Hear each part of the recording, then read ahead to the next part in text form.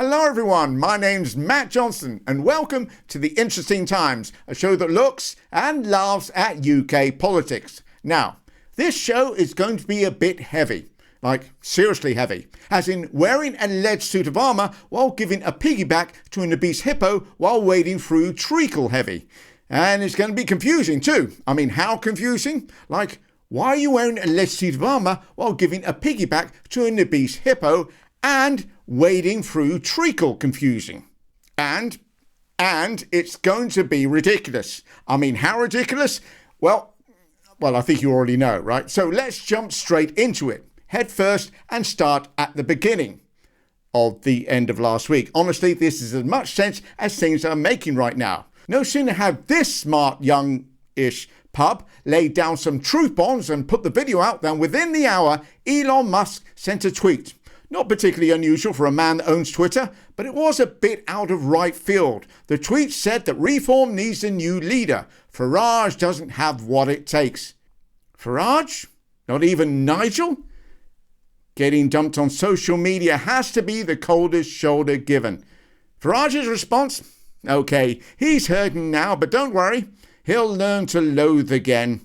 And everyone who was completely okay with Elon's tweets, an unelected billionaire, remember, about getting the king to dissolve our elected parliament, suddenly lost their shit, as if they ever had it, about him seeking to replace the irreplaceable. So, who was Elon touting as a reform replacement for the top job? Why, it's man failing to make Yarmouth great again, Rupert Lowe, who Elon Musk has admitted he's never met, but he'd back him over Nigel Farage, who he has. So let's have a look at the man whose name matches people's expectations of him in action. Who will prepare to bring in the bill? Mr. Speaker, Richard Tice, Jim Allister, myself and others. You've got to name them. You can't not name them. It's McMurdoch. And me. And a one, right, OK.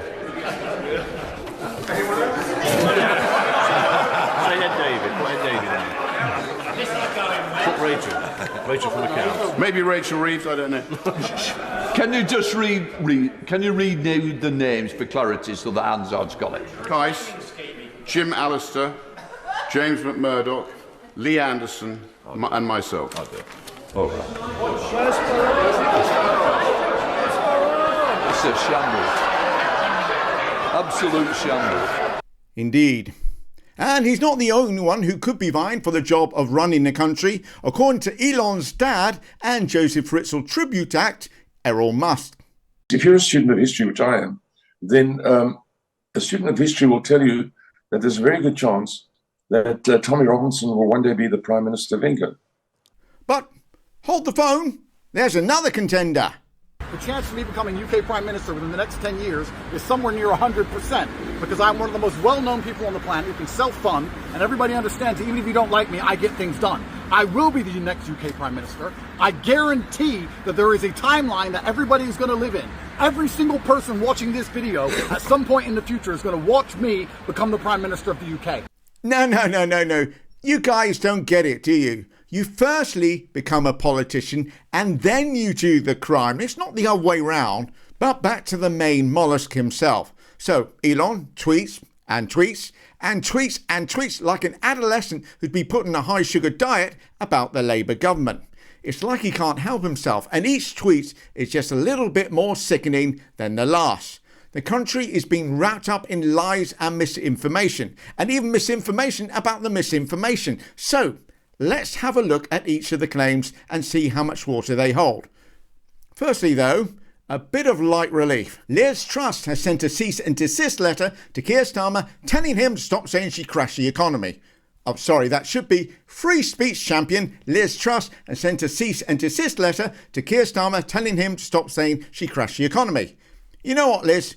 You not sent me a letter, but I don't want to get on the wrong side of this, so fair enough. Can we get a sign up there, please? Yeah, good. Excellent. All right, good stuff. And I hope that clears up this whole mess, Liz. That sign right there should tell everyone the factual truth about your time as our Prime Minister. Anyway, it's been a busy time for Liz though. As well as sending laughter in letter form, she also found time to appear on the Peter McCormack Show. Me neither. Where she talks about the grooming gangs and indeed Tommy Robinson. When you look at the justice system and who is being prosecuted for what, there seemed to be some massively different treatment meted out. Ah, right. Now there's someone who's all about the detail. But are you kind of agreeing with that, saying Tommy has been targeted? Well, it's certainly, I mean, the fact he's in solitary, I mean, I don't know the details. Okay, thanks Liz. She's not the only one though, hailing Tommy Robinson as some sort of political prisoner. There's Elon Musk, of course, and Jordan Peterson, and Ben Habib. What Elon said was that Tommy Robinson is a political prisoner. And Nigel came on your show and he said, no, he's not. He's in jail for contempt.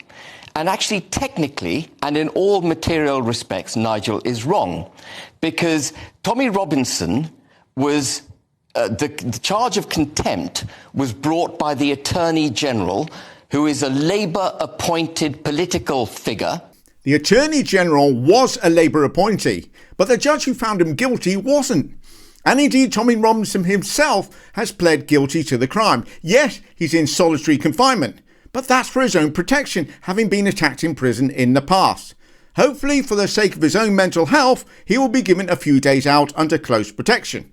So, let's have a look at the Tommy Robinson case. In October 2018, an older boy attacked 15-year-old Hamal Hijazi, a Syrian refugee, and poured water directly into his mouth. The clip went viral and received widespread condemnation. But Tommy Robinson then said that the Syrian refugee wasn't innocent and in fact that he had attacked girls in his school. The proof wasn't really required by Tommy's troops. And Hamal, having only just recovered from this ordeal, was now also facing online threats too. The family took Robinson to court and won £100,000 in libel, and Robinson was given an injunction not to repeat the totally false claims. So, what did Tommy do? Make a film about the whole thing, of course, where he repeated the claims about this boy, so he went back to court, pleaded guilty on account of that whole he's guilty thing, and he's been put in solitary confinement because otherwise he could get attacked and harmed as he was before. Okay, moving on to this now. But it will take time. But I would say this government's failure to bring about a national inquiry is a national disgrace. Why do you think that your party leader is whipping you today to vote against this inquiry? And last night's vote in Parliament was just the latest instalment in that sweeping under the carpet. Your reaction to the political impact there of Labour MPs voting against a national inquiry into the child grieving scandal. Last night's vote, you had the MPs for Rochdale, for Rotherham, for Oldham, all of these towns blighted by decades of horrific scandal, whipped by the Prime Minister to vote against an inquiry. Labour MPs didn't stop anything.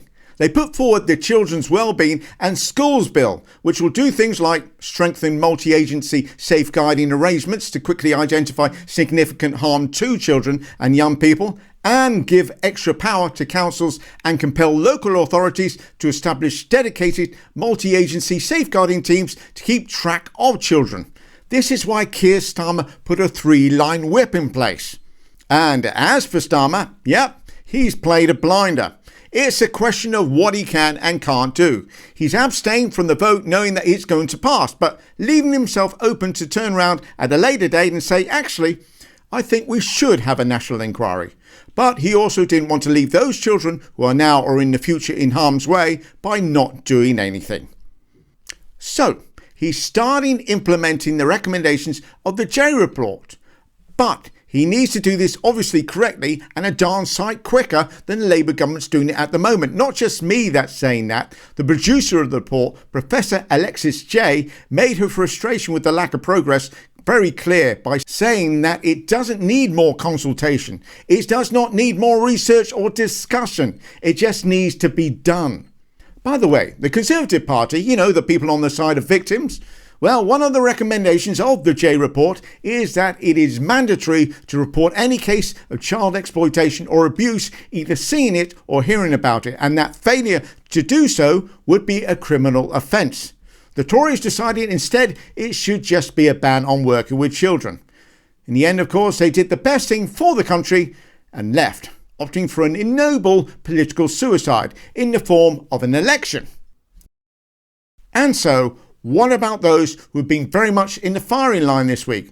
Well, Starmer we covered last week, but here's a bit more of a taster from the man that he made chief prosecutor in the Rochdale case, Nazir Afzal, who in 2011 was chief Crown prosecutor for the North West, where he reopened the case into the Rochdale child sex abuse ring. Keir changed everything. I mean, literally, he put me in charge of child sexual abuse nationally. We put in new guidelines, new policy, specialist prosecutor. We trained everybody. And in the 3 years that followed, when Keir left and I left the CPS, I think when we left, we had the highest conviction rate for child sexual abuse in our history. That is his legacy. That's Keir Starmer's legacy. And on the other hand, Boris Johnson. £60 million I saw was being spaffed up the wall on, some investigation into historic child abuse and all this kind of thing. Well, what on earth is that going to do to protect the public now? Nadine Dorries? Yeah. I can assure you that the entire time I was cabinet, this was never discussed. So the same people who didn't implement those recommendations, calling for another one, I'm asking you, isn't that the definition of political opportunism? Yes. Yes. Yeah. Sorry, are you buffering? Former Children's Minister and Women's Equalities and Ironies Minister and current leader of the bandwagon jumpers, Kemi Badenoch. It says they accepted the recommendations. They didn't act on them. Exactly. One of the central recommendations was mandatory reporting, and it still hasn't been enacted. The leader of the opposition has been an MP, I think, for 8 years.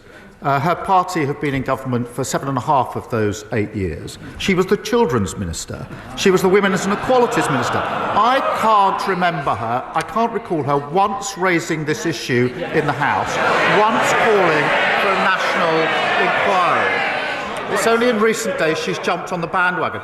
Member of Parliament for Newark and proof that it's not just the nice guys that finish last, Robert Jenrick. Inquiry wasn't sufficient. Your government, your party's government, was the one that set the terms of it and commissioned it £200 million ago, 7 years into the reporting. And again, I ask you the extent to which you point the torchlight on yourselves. If you're waving and screaming about not enough being done by the current government, they've had 6 months in power. They've had 1 week of the light being shone on this by Elon Musk. You had 14 years. Well, I think we all should reflect upon what we did or didn't do. Should you, when you were in the Home Office, have called loud and clear for a full national statutory inquiry when you were in the Home Office? Well, I think things Why have... not? Because I think things have developed significantly because of since Elon then. Musk? No, there's nothing to do with Elon Musk. I mean, honestly, I think that you need to get a grip. And, of course, Shadow Home Secretary and sweaty, spitty Frank Oz creation, Chris Philp. We know what happened. I want to know which public officials, which councils, which police... So you want forces, basically essentially a show trial? I want to know who covered this up. I want to know who failed these victims by being negligent, by disbelieving their accounts. I want to see a day of reckoning for those people who did not do their job properly. That's not an inquiry, though. That's a show trial. Hand on heart, honestly believe that the Labour Party, as Kemi Badenoch basically said at PMQs, said, do you hand on heart believe that the reason that Keir Starmer and the Labour Party are blocking national inquiry is because they genuinely fear that the Labour Party will be implicated? They want, I think, potentially, yes. We've seen Sarah Champion, as recently as 2017, being drummed off the Labour front bench because she raised this issue. We've had Simon Danczuk telling us he was told to shut up by the chair of the Labour Party. Ah, yes, Simon Danczuk. I've spoken about him previously. He was a Labour Party MP, but was not selected for the 2017 snap general election after it was found that he exchanged sexually explicit messages with a 17-year-old girl. So, which party would take him in after that? Why, the We Only Care About Children and Young Women Reform Party, of course. That's Simon Danczuk.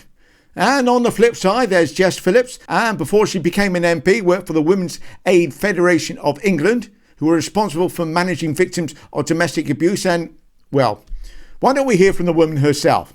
I've travelled across the country in the middle of the night, something that I very much doubt that Kemi Badenoch or Chris Philp have done, to get a young woman literally while she was bleeding from a battering from her groomers to take her to a place of safety. I also wanted to mention Sarah Rowbotham, who was the whistleblower in the Rochdale case, a woman who, you don't need to just look in my Hansard to see if I've ever referred to this before, because I wrote a book about Sarah Rowbotham being a whistleblower in Rochdale 6 years ago. And indeed from her boss. Jess Phillips has done 1,000 times more than they've even dreamt about when it comes to protecting victims of sexual abuse throughout her entire career. And in fact from those whose children were affected. Have you yourself had conversations with politicians? Have you talked to Keir Starmer or to Jess Phillips?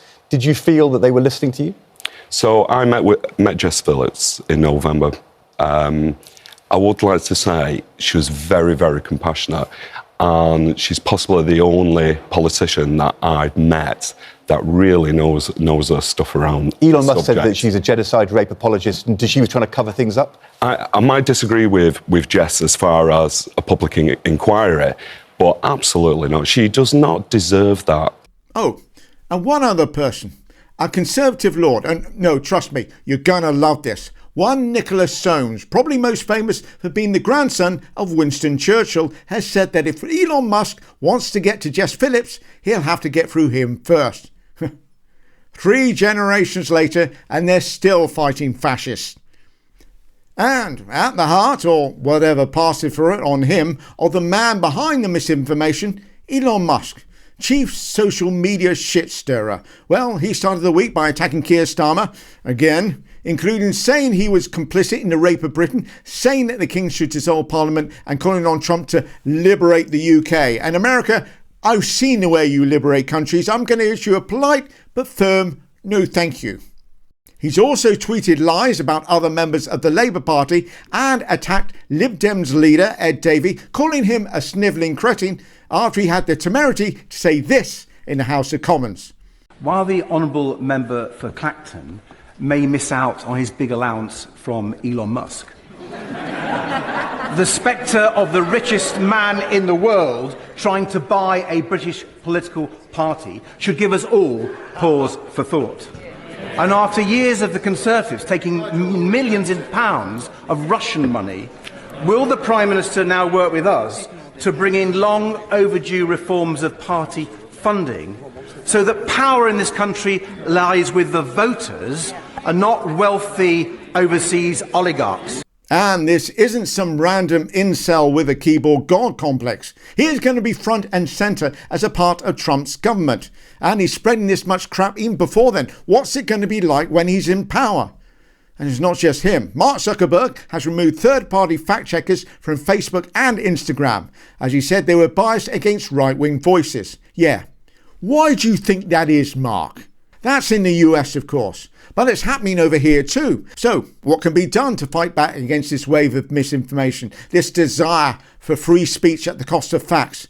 Well, it goes without saying, check your facts and recheck your facts. Hey, why do you think I'm only doing one video a week now?